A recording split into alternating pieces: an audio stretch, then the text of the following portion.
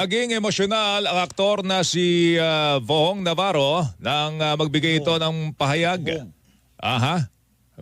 May H eh. Vohong.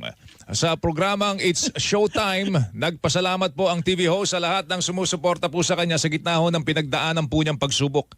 Partikular ding pinasalamatan po ni Vong ang kanyang misis na si Tanya.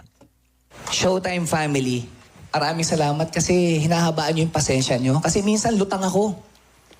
Roller coaster pinagdaanan ko, ang hirap explain, pero minsan sabaw ako dito eh. Pero nandiyan kayo, kahit yung mga bitaw ko, mga hirit ko is sablay, papuntang norte, papuntang south. Di ko alam, pero nandiyan kayo to support me. Dahil alam kong mahal na mahal niyo ako. And of course, kay Tanya, nako, marami akong pagkukulang sa'yo, pero hindi mo ko iniwan.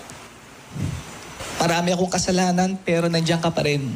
Ayaw mong bumawi ako sa'yo.